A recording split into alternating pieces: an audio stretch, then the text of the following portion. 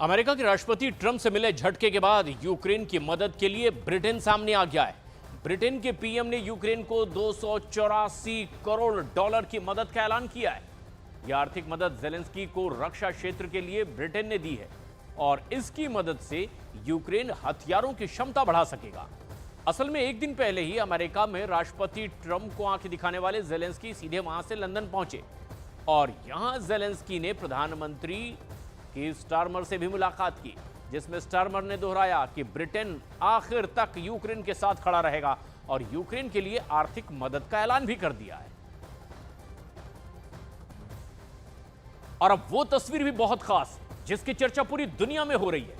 एक तरफ तो ट्रंप और जेलेंस्की के बीच मुलाकात फिर बहस में तब्दील हो गई, तो वहीं दूसरी तरफ लंदन में ब्रिटेन के प्रधानमंत्री से जेलेंस्की की मुलाकात हुई और दो तस्वीरों ने पूरी दुनिया का ध्यान खींचा, क्योंकि यह तस्वीर पूरी दुनिया के लिए बहुत खास है। यूक्रेन रूस युद्ध का भविष्य तय करने वाली यह तस्वीर, क्योंकि अब तक यूक्रेन के साथ खुलकर खड़ा नजर आने वाला अमेरिका रणनीति में बदलाव करने का मन बना चुका है, जबकि दूसरी तरफ ब्रिटेन और बाकी यूरोपियन देश हर हाल में यूक्रेन के साथ खड़े नजर आ रहे हैं। लेकिन इन तस्वीरों के बीच सबसे बड़ा सवाल पूरी दुनिया के लिए यही है कि क्या इन अमेरिका की कोई भरपाई ये तमाम यूरोपियन देश कर भी पाएंगे।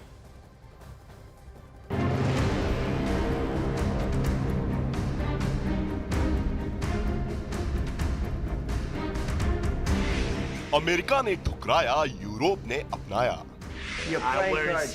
You're gambling with the lives of millions of people. You're gambling with World War III. Zelensky को मिला यूरोप का पूरा साथ। And I want to thank you, people of the United Kingdom, such big support from the very beginning of this war. Thank you, your team. Donald Trump के खिलाफ बनेगा मोर्चा। You have full backing across the United Kingdom. White house से Donald Trump से Zelensky की बगावत के बाद Ukraine के राष्ट्रपति के सामने चुनौतियों का पहाड़ है। If you will speak very loudly about the war, you He's can. not speaking loudly. He's not speaking loudly. Your country is in big trouble. Can I Wait a answer? minute. No. Can You've I done a lot answer? of talking. Your country is in big trouble. रूस Ukraine युद्ध के बीच America ने बड़ा फैसला लेते हुए Ukraine को दी जाने वाली सैन्य और आर्थिक सहायता बंद करने की घोषणा कर दी। व्हाइट हाउस में हुए बवाल के बाद अमेरिका ने ऐलान कर दिया कि अब यूक्रेन को मदद नहीं दी जाएगी। अमेरिका के इस फैसले के बाद जेलेंस्की विकल्प की तलाश में थे। वो इसी उधेड़-बुन में थे, लेकिन उनकी टेंशन दूर हो गई। यूरोप के ज्यादातर नेताओं ने यूक्रेन मसले पर जेलेंस्की के पक्ष का समर्थन किया। यूरोप के राष्ट्रीय अध्यक्षों ने यूक्रेन को मदद देने के लिए सुर में सुर मिलाना शुरू कर दिया। Ukraine's accession to the European Union will be the most important security guarantee for the future of Ukraine. यही नहीं, ट्रंप से बहस के बाद जेलेंस्की की मुलाकात ब्रिटिश प्रधानमंत्री कीर स्टारमर से हुई और इस मुलाकात का अंजाम ये रहा कि ब्रिटेन ने एक बार फिर से दोहराया कि वो अंतर यूक्रेन के साथ खड़ा रहेगा। यानी ट्रंप के साथ बहस के बाद भी कीर स्टारमर ने खुलकर यूक्रेन का समर्थन किया था। यही नहीं, ब्रिटेन की तरफ से यूक्रेन को अपने हथियारों को बढ़ाने के लिए 284 करोड़ डॉलर की मदद का ऐलान भी कर दिया। और सिर्फ ब्रिटेन ही नहीं, पूरे यूरोप के लगभग सभी देशों ने अमेरिका की नाराजगी झेलते हुए यूक्रेन का साथ देने और उसकी मदद करने का फैसला लिया है। अब यूक्रेन को मदद देने के पीछे यूरोपीय देशों का मकसद भी जानना जरूरी है। सबसे पहले यूरोपीय देशों का मकसद रूस से यूक्रेन की रक्षा करना और उसे स्थिरता देना है। इसके साथ ही यूरोपीय सुरक्षा को मजबूत बनाने के लिए यूक्रेन को सैन्य और आर्थिक सहायता दी जा रही है ताकि वो अपनी रक्षा करने में सक्षम हो सके। इसके साथ ही यूक्रेन को मदद करने के पीछे रूस के बढ़ते प्रभाव को रोकना भी मकसद हो सकता है। यानी अमेरिका के ठुकराने के बाद भी यूक्रेन को समर्थन मिलता रहेगा। ट्रंप से बहस के बाद यूक्रेन के साथ Germany, France, Spain, Canada, Netherland, Sweden, Portugal, Lithuania, Latvia, Norway, Ireland, Finland, Denmark, Austria, Moldova, Romania, Slovakia, Hungary, Poland डटकर खड़े हैं।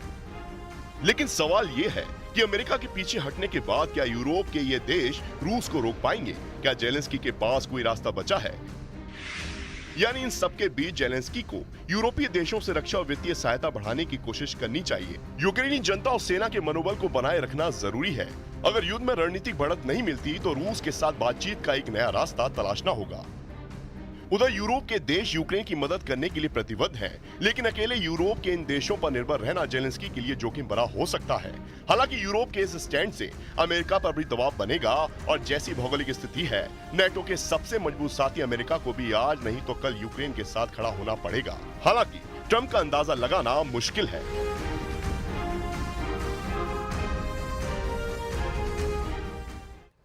अब हम आपको बताते हैं कि आखिर शुक्रवार को अमेरिका के राष्ट्रपति डोनाल्ड ट्रंप और यूक्रेन के राष्ट्रपति के बीच तीखी बहस क्यों हो गई और इसके बाद अमेरिका यूक्रेन को मदद देने से साफ इनकार करते क्यों दिखाई दिया।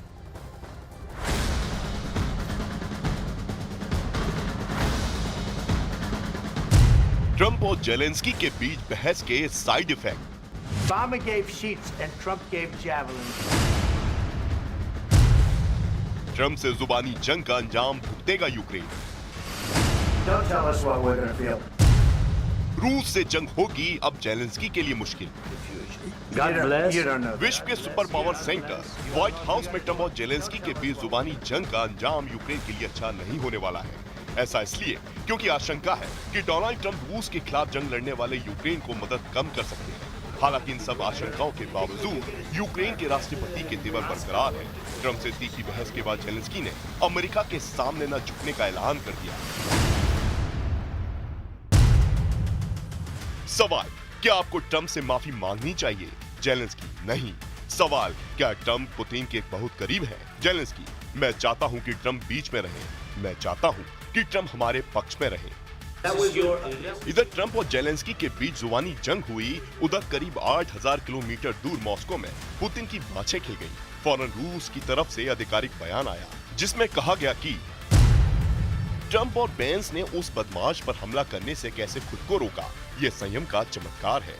मुझे लगता है कि जेलेंस्की का सबसे बड़ा झूठ व्हाइट हाउस में उनका ये दावा था कि 2022 में कीव शासन अकेला था, बिना किसी समर्थन के। यही नहीं, ट्रंप के साथ यूक्रेन के राष्ट्रपति की तीखी बहस का एक और साइड इफेक्ट दिखा। यूक्रेन के दूसरे सबसे बड़े शहर खार्किव पर रूस ने ड्रोन से हमले कर दिए। खार्किव पर एक साथ 9 रूसी ड्रोन ने चिकित्सा सुविधा और अन्य ठिकानों पर हमले करने शुरू कर दिए। इस हमले में यूक्रेन को काफी नुकसान हुआ और 7 लोग बुरी तरह से घायल हो गए।